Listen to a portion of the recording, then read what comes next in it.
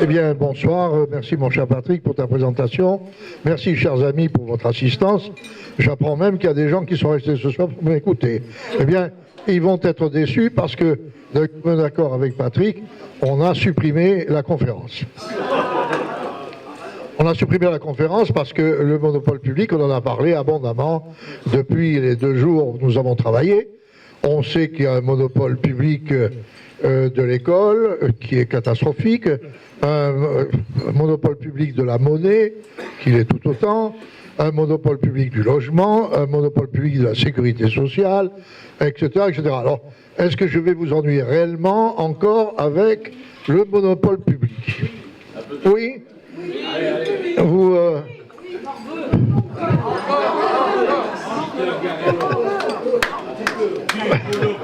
Ils essaient de me perturber, mais il en faut plus que ça.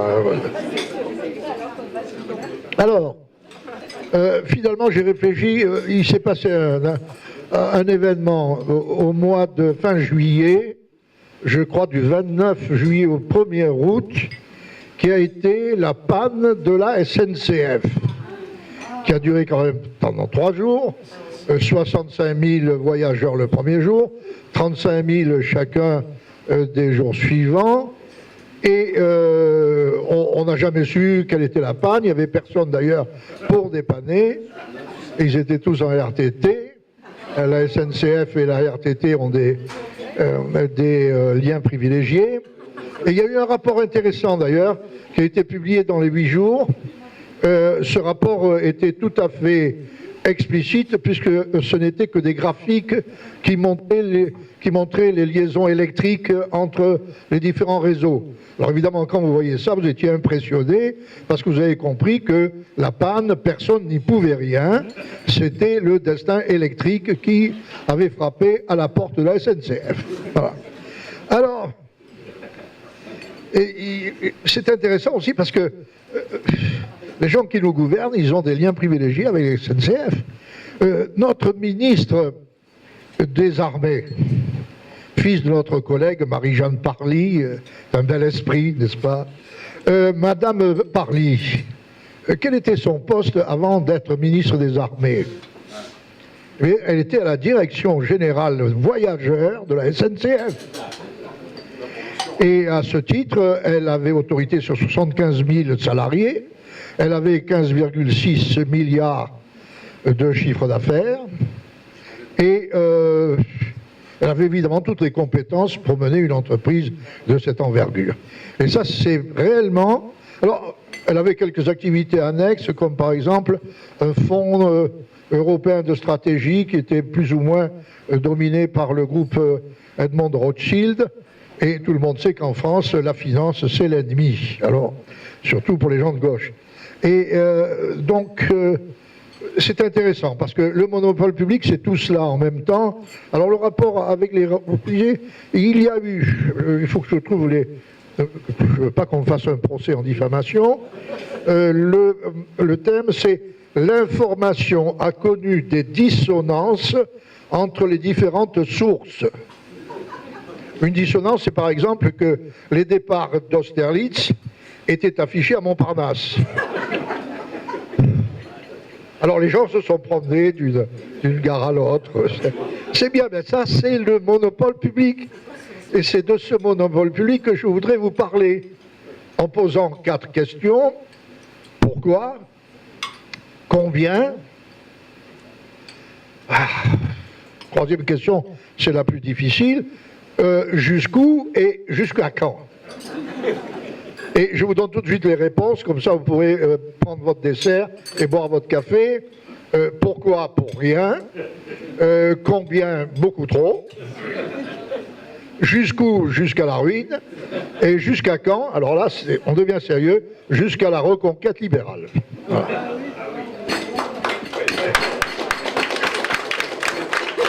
Alors, d'abord, pourquoi? Eh bien, je vais faire un peu une incursion très rapide dans la théorie économique, sous l'autorité de mon compagnon de route Pascal Salin. Depuis 1966, nous sommes collègues et amis. et ça s'accroît chaque année un peu plus davantage, et que cela dure, il n'y a pas de raison. Non. Et alors, pourquoi? Ça veut dire que le monopole public en France en particulier n'a aucune légitimité.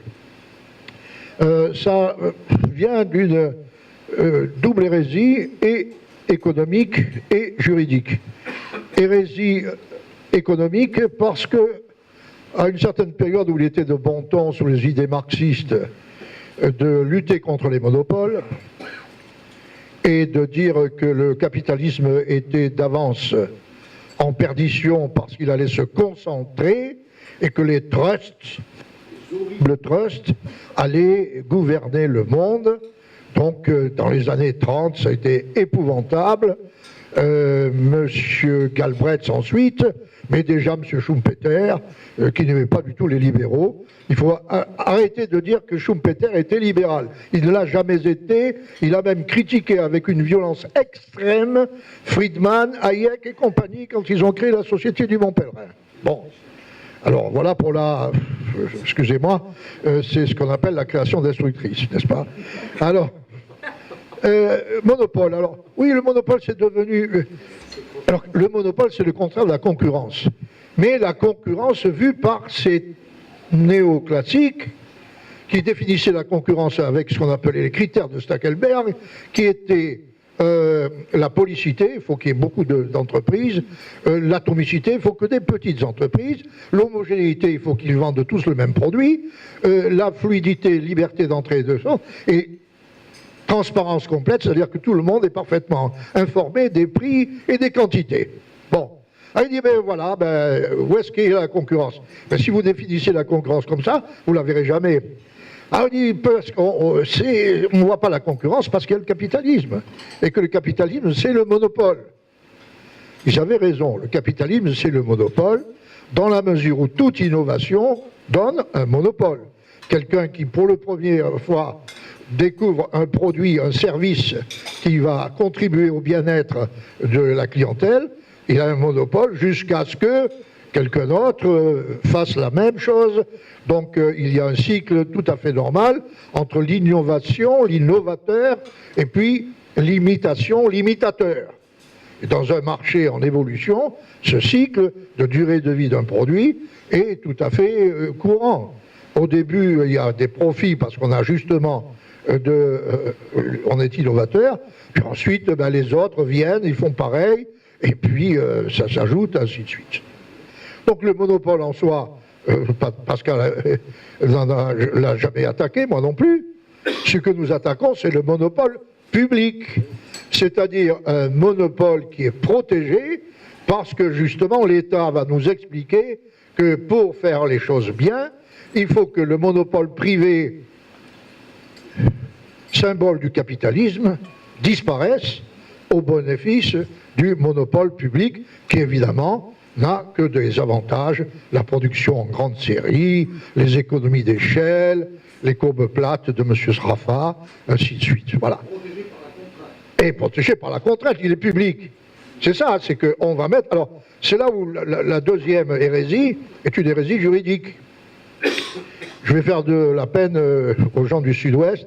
C'est l'école de Bordeaux et du service public de messieurs Duguy, Gèze et compagnie qui ont développé la religion du service public. La France est le pays des services publics. Tout est service public, l'école, la culture, la musique, tout ce que vous pouvez imaginer.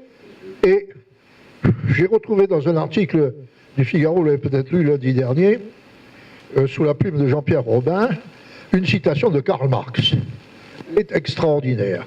Il a écrit en 1869 « La France est le pays le plus socialiste du monde, puisque l'État y est tout puissant, que les gens y sont asservis, que la réglementation tient les populations en servitude, et, conclusion, l'étatisme est le stade suprême du socialisme. L'étatisme est le stade suprême du socialisme. Car 1869. Je ne le savais pas, c'est Jean-Pierre Robin qui me l'a appris. Alors, c'est-à-dire que le concept de monopole public vient de notre tracé, de notre histoire étatiste.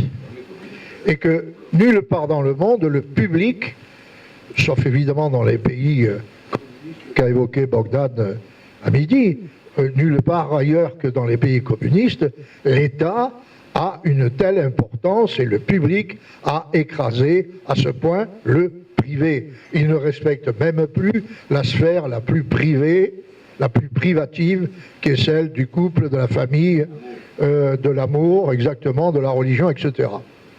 Alors, voilà pourquoi il y a des monopoles publics et pourquoi les monopoles publics se sont multipliés en France. Alors, ils se sont multipliés combien? Ben, beaucoup trop. Alors, ils se sont multipliés, on va passer en revue très rapidement. La liste n'est pas si longue, mais elle représente des centaines de milliers de personnes qui dépendent soit en tant que salariés, soit en tant que clients ou fournisseurs de ces fameux monopoles publics. Transport. Évident. Vous pouvez me donner des noms de transport? Air France, SNCF, RATP, très bien. Voilà, EasyJet. Voilà. Énergie. Énergie, voilà, un beau domaine, l'énergie. Bon. Pardon? Il n'y a plus de concurrents en énergie. Ah, il y en a un peu, oui, bien sûr. Mais alors, c'est comme la SNCF, quand ils sont mis en concurrence, ne serait-ce que par les règles européennes, ils s'arrangent toujours pour tricher. Une forme de protectionnisme. La SNCF, par exemple, elle est obligée de faire voyager sur ses rails des trains italiens, belges, etc., espagnols. Mais les créneaux où les trains peuvent circuler sont en général entre 1h et 5h du matin. Voilà. Pour vrai, on ne trouve pas de possibilité de faire voyager les trains. Donc il y a une tricherie permanente. Alors, ça c'est grave, bien sûr. La monnaie, on en a parlé. Voilà un domaine, c'est pas récent, là. Il ne faut pas accuser la Ve République. C'est vrai depuis Philippe le Bel, et puis avant Philippe le Bel, c'est vrai des empereurs romains qui avaient compris que la monnaie, c'est une bonne affaire pour l'État parce qu'on bénéficie de ce qu'on appelle le seigneuriage, c'est-à-dire les bénéfices que perçoit celui qui fabrique la monnaie. Bon. Alors, bien sûr, les banques centrales, on en a parlé, c'est une catastrophe. Je voudrais insister sur un monopole qui m'est cher et qui vous est cher, dans ce sens que ça vous coûte beaucoup, un monopole qui est celui de la sécurité sociale. C'est extraordinaire la façon dont la France a protégé le monopole de la sécurité sociale. En effet, en 1992, il y a une directive européenne qui prescrit la libre concurrence des assurances, étant entendu que les compagnies d'assurance peuvent couvrir n'importe quel risque, y compris le risque maladie. C'est confirmé dans un arrêt qui s'appelle Garcia. Il y avait déjà à l'époque des travailleurs détachés, et il y a un Portugais du nom de Garcia. En Portugal, ils s'appellent tous Garcia d'ailleurs. Et il y avait donc un Portugais du nom de Garcia qui travaillait en France avec le régime de sécurité sociale du Portugal. C'est-à-dire que c'était moins cher. Travailleurs détachés. Alors, tout de suite, les gens disent, la sécurité sociale française, son monopole va sortir. Alors, c'était bien parce que le texte de la directive européenne était ainsi conçu. Les nouvelles compagnies d'assurance qui se proposent d'intervenir en matière de protection sociale doivent faire la preuve de leur honnêteté, je ne sais pas quel était le mot, ou de leur solidité ou de leur solvabilité, sauf s'il s'agit d'organismes publics. Alors en France, on a traduit tout de suite. C'est-à-dire que tout le monde est obligé d'être en concurrence, sauf les organismes publics. Ce qui était évidemment une interprétation complètement fallacieuse. Tout le monde savait que c'était une tricherie. Et Bruxelles lui-même accepte depuis cette année, donc de 92 à 2017, ça fait 25 ans, que la sécurité sociale ne soit pas soumise à la concurrence en matière d'assurance maladie. Alors oui, par quels moyens le monopole public arrive à se défendre? Et voilà pourquoi nous résistons à toutes les attaques de la concurrence. Je sais bien que les commissaires à la concurrence européens ne sont pas toujours des saints. Pour moi, j'ai une sympathie particulière par le monsieur qui s'était occupé du plombier polonais. Comment s'appelait-il d'ailleurs, hein? Monsieur Bolkestein, la circulaire Bolkestein. Mais le monopole public français résiste à tout Bolkestein, n'est-ce pas? C'est pas possible. Donc il y en a beaucoup trop, et évidemment, ça nous conduit à la ruine. Parce que quand on pose la question jusqu'où, ben moi je dis jusqu'à la ruine. Jusqu'à la ruine économique, mais peut-être encore plus grave, jusqu'à la ruine morale. La ruine économique, ben, d'abord, un monopole public n'a pas de compte à rendre à qui que ce soit, même pas à la Cour des comptes, qui s'en plaint régulièrement. Et pour une bonne raison, c'est qu'on ne peut pas compter. Pourquoi? Parce qu'un monopole public, du fait qu'il est public, ne travaille pas mesquinement dans la perspective de l'équilibre et du profit. Ce ne sont pas des profiteurs, ce sont des gens qui rendent service à l'ensemble de la population. Ils sont créateurs d'externalités positives. Et il y a tellement de gens qui bénéficient de la SNCF, commencer par les cheminots et leurs familles, bien sûr. Il y a tellement de gens qui bénéficient de NJ, ainsi de suite, et de la sécurité sociale. Et ils créent de la richesse sans que les gens le sachent. Donc ça ne peut pas rentrer dans les comptes. Ça s'appelle des externalités, donc c'est pas comptable.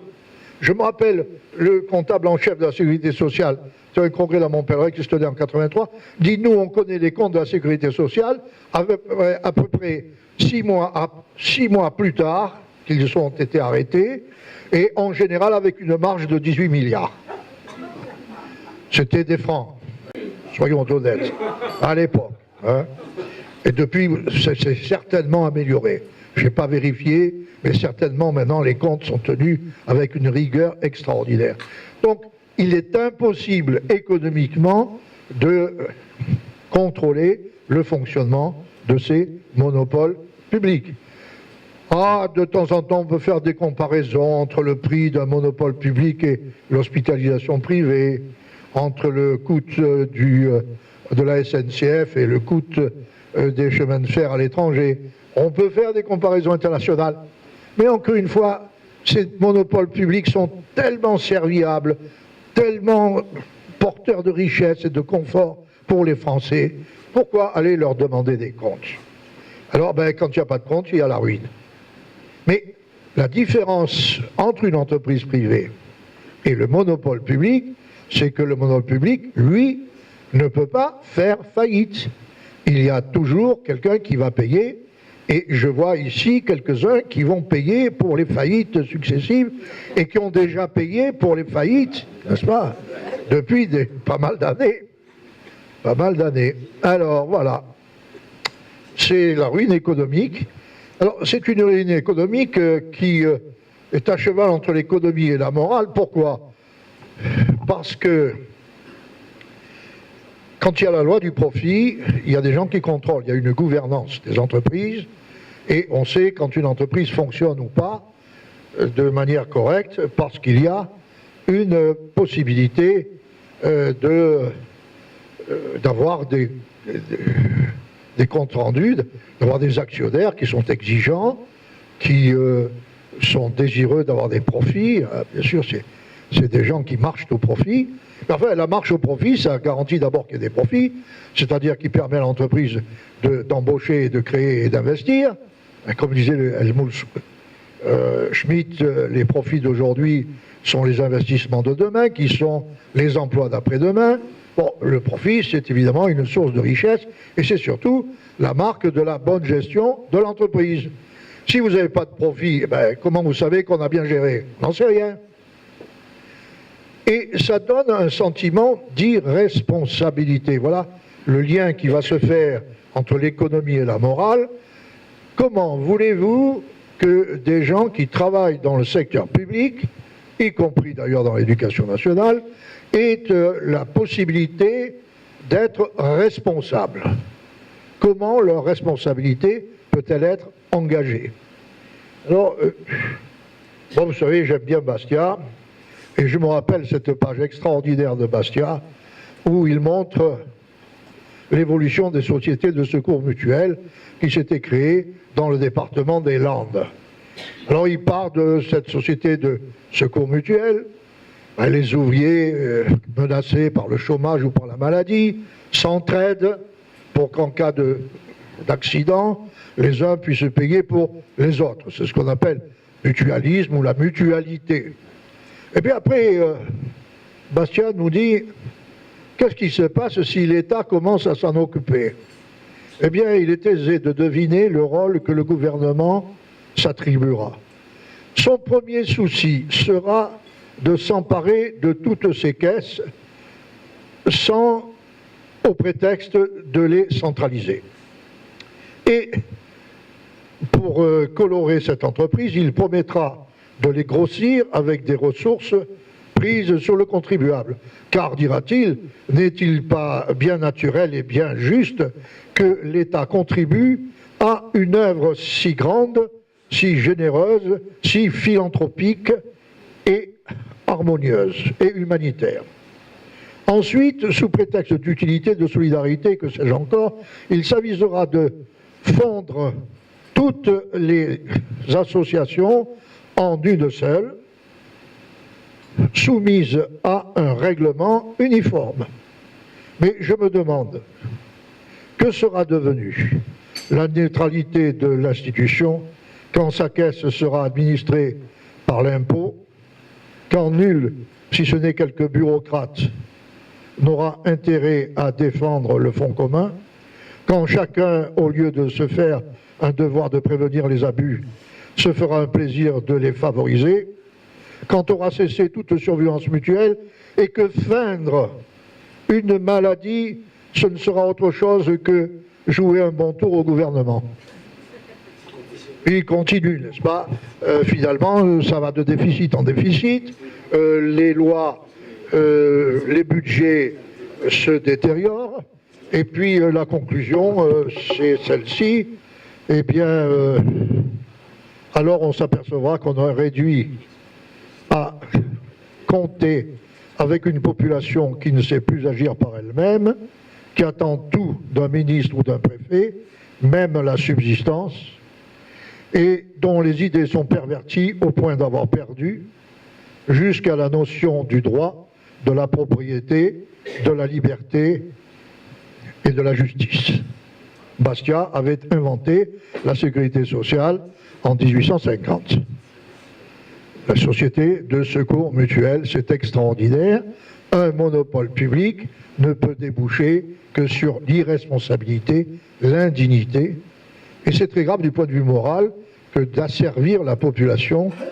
L'assistance détruit la conscience, détruit le mérite, ainsi de suite. Et nous le savons très bien. Et ça peut aller plus loin du point de vue moral, parce que c'est l'occasion de tricheries. Alors, des tricheries légales sous forme de privilèges. Les gens des monopoles publics vont être soumis à des lois particulières.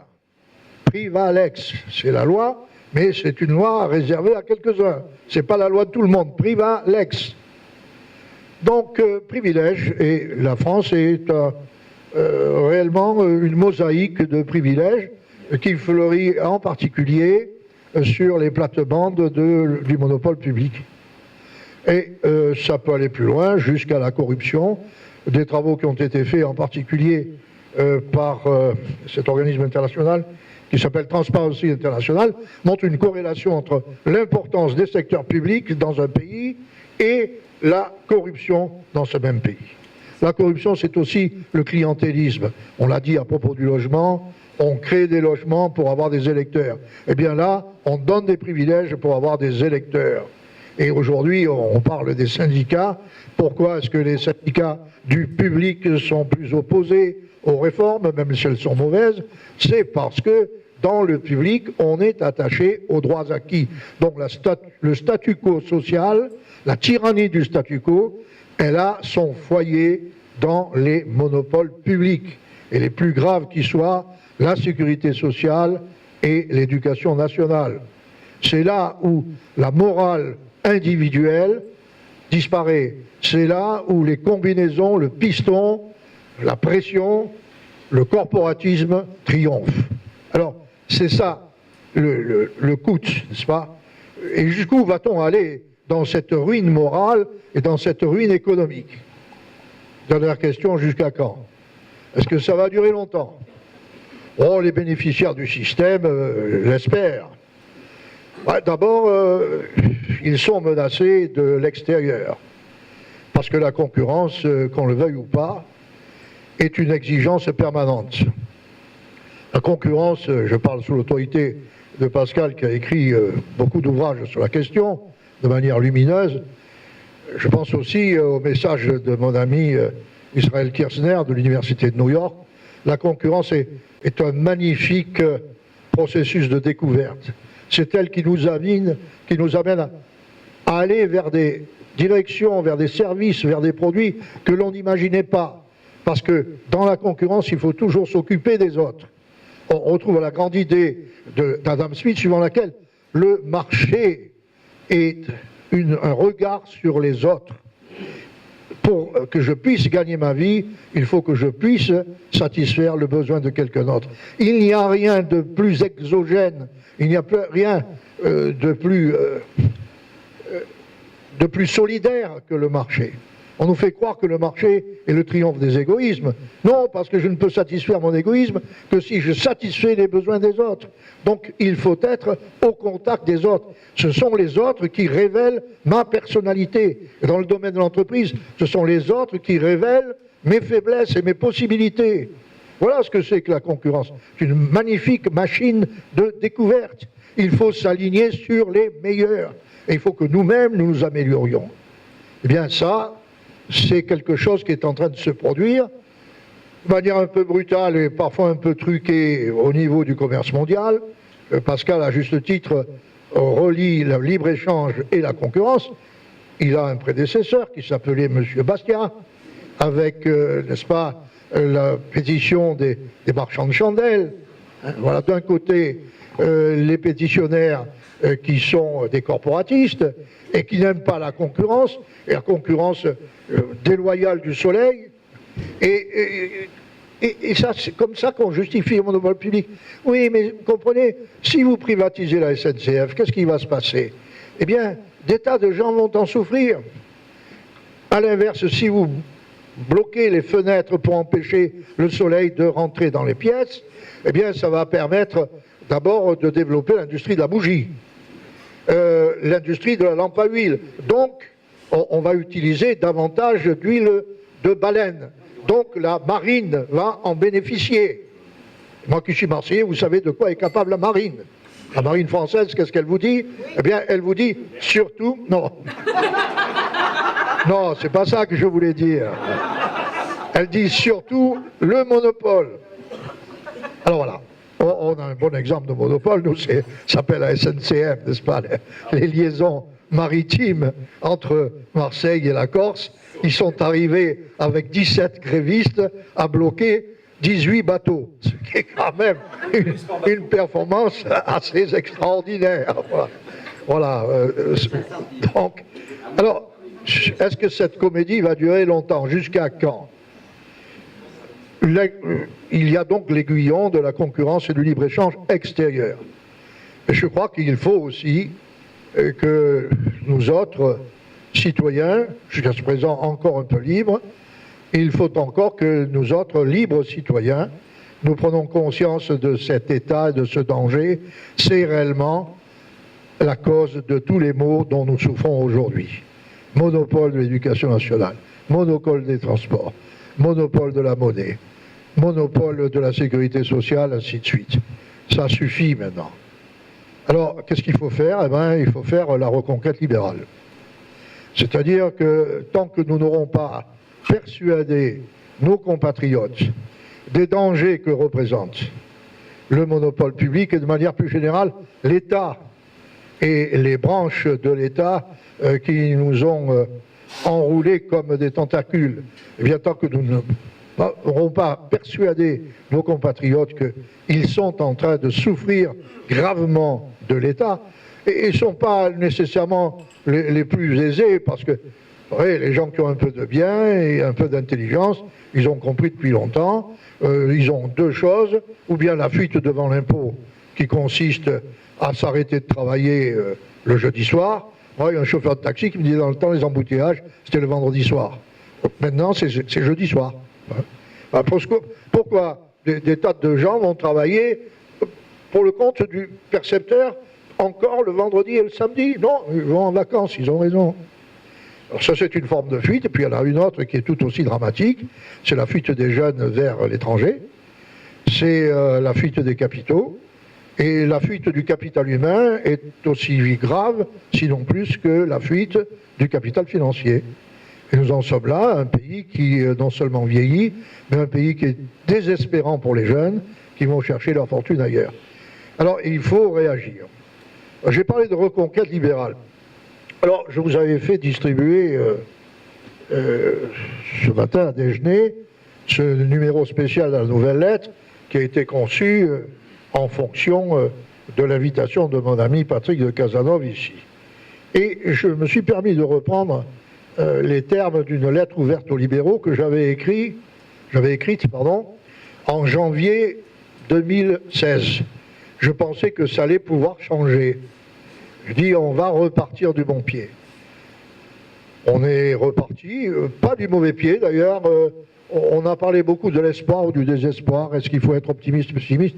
Je vous rappelle que notre candidat n'était pas nécessairement un libéral pur sang.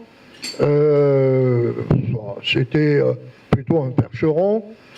Mais enfin, il était un peu libéral quand même. Bon, il était de la race chevaline de toute façon. Alors, ça va bien. 4 millions de personnes ont dit, c'est lui qu'on veut. Parce que c'est lui qui nous disait, il y a trop d'État, je vais réduire la dimension de l'État. Et donc c'est une note d'espoir. Alors l'espoir a été trahi pour diverses raisons que vous connaissez aussi bien de moi. Je ne vais pas vous ennuyer avec ça. Mais ça veut dire que il y a un réservoir, il y a un potentiel, et c'est à nous de le mobiliser. C'est à nous d'expliquer aux gens qu'on peut se passer de l'État, et que la solution est la liberté, parce que comme l'a rappelé Pascal, aujourd'hui, la liberté, c'est ce qui permet à chacun d'entre nous de rendre compte de ses capacités. La liberté, c'est ce qui permet de rendre à chacun la propriété de ce qu'il a créé. Et voilà pourquoi je fais mienne la devise de Bastia, personnalité, liberté, propriété. Ça vaut 100 fois mieux et 100 fois plus que liberté, égalité, fraternité. Personnalité, liberté, propriété, personnalité, respect de la personne, de ses capacités, de son œuvre, possibilité pour elle de s'épanouir, possibilité d'aller plus loin, de montrer ses talents, mais pour que ce soit effectif, il faut la propriété. Le régime communiste, Bogdan l'a expliqué, on est propriétaire de rien du tout, on travaille pour la collectivité. Vous connaissez la statistique célèbre, les paysans kolkhosiens faisaient à eux seuls 80% de la récolte en URSS. C'était beaucoup plus que les sovkhozes. La parcelle individuelle des kolkhosiens qui travaillaient pour eux, les légumes qu'ils plantaient, les poules qu'ils élevaient, c'était la manière de se nourrir, parce que c'est leur propriété. Et Bastia, justement, était le défenseur de la propriété, à tel point de vue que, conformément à ce que disait mon ami Raoul Audouin, qui était un homme tout à fait remarquable, nous ne devrions plus nous appeler des libéraux, nous devrions nous appeler des propriétaristes. La propriété est quelque chose qui est indispensable à la vie de l'homme et à sa liberté et à sa dignité. Alors voilà, je crois, quelque chose qui est important. Alors, il faut prendre des précautions quand même. Nous devons faire de la pédagogie du libéralisme, Alors il y a des arguments à faire valoir et des arguments à éviter. Les arguments à éviter, c'est de se focaliser sans arrêt sur les socialistes. Ça suffit de dire que le socialisme c'est un échec économique, humain, social. On le sait, tout le monde le sait, c'est pas la peine de le démontrer. On va répéter pendant combien de temps que si nous en sommes là, c'est parce que le pays est socialiste. D'accord, mais expliquons aux gens quelle est l'alternative. L'alternative, c'est le libéralisme, c'est pas. Voilà. Alors il ne faut pas se focaliser. Macron est socialiste, on sait, parce que je sais qu'il n'est pas libéral. Bon, donc arrêtons de dire c'est des socialistes et des socialistes. Non, parce qu'on en oublie à parler de nos propres propositions, de nos propres changements, de nos propres réformes.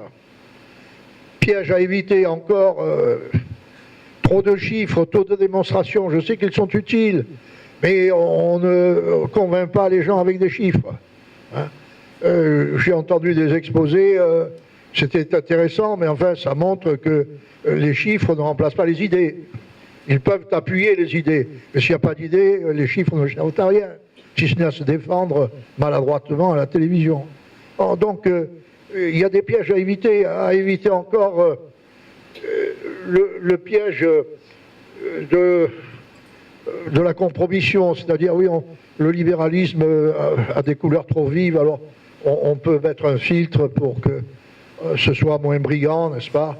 Et on va créer des formes de libéralisme social, libéralisme progressiste, libéralisme... Non, le libéralisme, c'est une série de principes. Alors voilà, les arguments à faire valoir, c'est d'abord, nous avons des principes.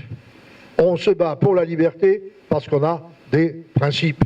Principes de dignité personnelle, principes de subsidiarité, ça doit remonter du bas vers le haut, et non pas du haut vers le bas. Principe d'égalité, mais égalité non pas dans les conditions, mais égalité dans la possibilité de progresser dans l'échelle sociale. Comme le disait un de mes amis, l'échelle sociale est bloquée. Eh bien, et surtout, comprendre encore que notre libéralisme, il n'est pas seulement utilitaire. Nous ne pouvons pas commencer simplement en disant « le libéralisme, ça marche », car voyez, les pays libéraux, ils réussissent. Non, il faut savoir pourquoi ça marche. Réponse, ça marche parce que c'est conforme à la personnalité et à la dignité de la personne humaine. Et vous pouvez même aller plus loin, comme c'est mon cas, comme c'est le cas certainement de beaucoup de gens ici. C'est qu'au-delà de l'humanisme, il y a l'ontologie. Quelle est la destinée de l'homme? Quel est notre dialogue avec Dieu, comme disait Bastiat? Ça, c'est aussi important.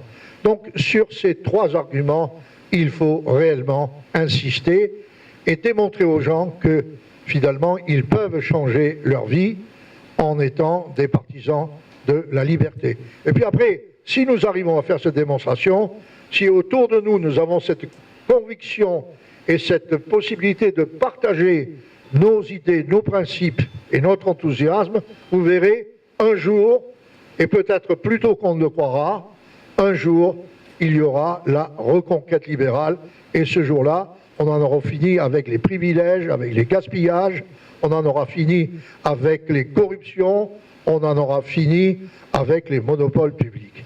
Voilà en tout cas ce à quoi nous devons nous résoudre dès maintenant, et croyez-moi, je remercie notre ami Patrick d'organiser pour la 8e année ces week-ends libéraux, parce que c'est une manière pour nous, comme naguère dans l'université d'été à Aix, de nous retrouver, de nous motiver réciproquement et de repartir à la reconquête de la liberté.